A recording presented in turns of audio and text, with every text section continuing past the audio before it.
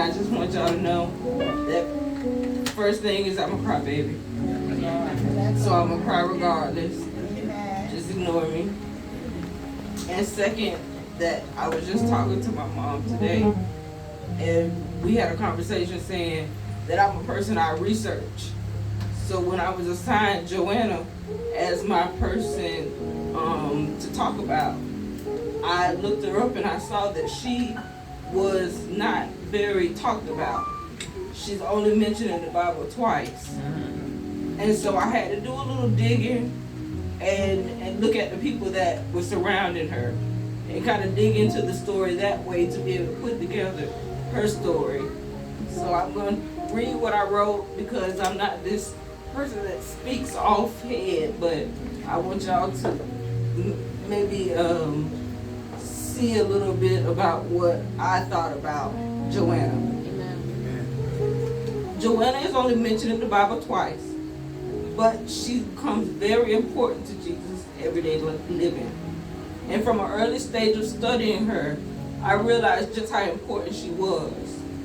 Her first mention is in Luke 8, 1-3, which says, "And it came to pass afterward that he went through every city and village, preaching and shewing the glad tidings of the kingdom of God. And the 12 were with him. And certain women, which had been healed of evil spirits and infirmities, Mary called Magdalene, out of whom went 7 devils, and Joanna, the wife of Chuza, Herod's steward, and Susanna, and many others, which ministered unto him of their substance." The very mention of her name to me meant something, that she was important to Jesus. She could have easily been grouped with the many others that were unnamed that followed Jesus. So I wanted to find out, what did this lady do that was so important that got her mentioned in the Bible? Like verse 3 says, Joanna was the wife of Chuza, who worked for Herod. You know, the Herod that beheaded John the Baptist. Yes. He beheaded John the Baptist because John the Baptist reminded him that marrying within your family was against God's will, was against God. So his wife / sister-in-law / niece was upset and requested that John the Baptist's head be put on a platter. That's right. Well, after the beheading, Herod started to hear about this man named Jesus Christ that was going around Galilee performing miracles. So I imagine the rumors spread and caught the ear of Joanna, who had been suffering with a disease or ailment for some time, and her riches weren't buying the healing that she needed. She had money, she had status, but she couldn't afford for the healing that she needed. So she chose to find Jesus. Yeah. And he healed her. Yes. From that moment on, she packed up her belongings and followed Jesus from town to town. Yes. And she tended to Jesus and supported Jesus and the disciples. Time fast forward and the trial of Jesus happens. And the courts decided that Pilate needed to judge and condemn Jesus. While Pilate was questioning Jesus, he realized that Jesus is Galilean, therefore needed to be judged by Herod. So Pilate delivered Jesus to Herod, and Herod was excited.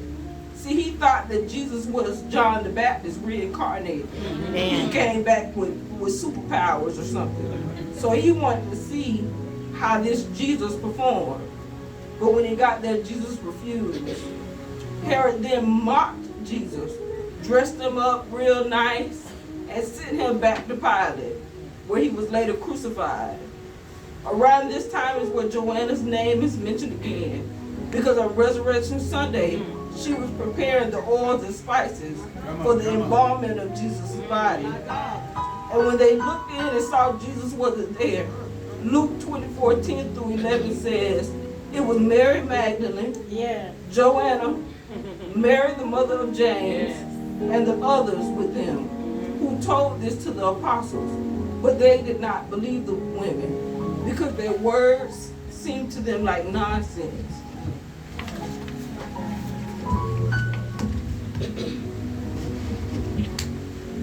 And we know, of course, as the story goes on, Peter went and checked, saw the linens were there, but not a body. But that made me think about how grateful Joanna had to be after Jesus helped healed her. She could have been anywhere with the riches that she had. She could have been in prison or even killed for becoming a traitor to Herod's palace. But she didn't care. She knew that Jesus healed her, and that was enough for her to serve him and show her gratitude towards him. Yes. So many times we're wrapped up in ourselves that we forgot to stop and say thank you. Yes. But God didn't. But Joanna did. I reminded of when I was diagnosed with my disability. I was all over the place mentally. Growing up, my dad had the same disability, so I grew up watching how awful it could be. And I went to a dark place physically, mentally, and spiritually. Because I started to feel like it's always something going wrong. Avian and I had just gotten through what seemed like the toughest part of my life. Our son Jaden had been born 10 weeks early, weighed 1 pound, 12 ounces, needed 2 open heart surgeries, and it felt like we deserved a break. But it didn't happen. I tried not to let it affect me, but it did. I was angry with God. I stopped wanting to go to church. I didn't want to hear no gospel music. And many times I found myself questioning God. Why me? All the people out there to take advantage and mistreat their bodies. Why am I the one that has to suffer? Until I decided that I wasn't going to spend another day complaining about what I don't have. I had to realize that I had breath in my body, ears I can hear, a mouth I can talk, and a bunch of other things that God has blessed me with. And I reminded myself that I had a baby that fought to be here. So I told myself I would fight to raise him and teach him to be a testimony to others. Because I am grateful and thankful in everything I do. Because he didn't have to. I'm so happy that he loves me enough that even when I complain, and even when I question him, he remained the same to me. I have learned from Joanna that I didn't need physical healing, but I needed spiritual and emotional healing. And with that, my physical troubles seemed a little easier to bear. Thank you.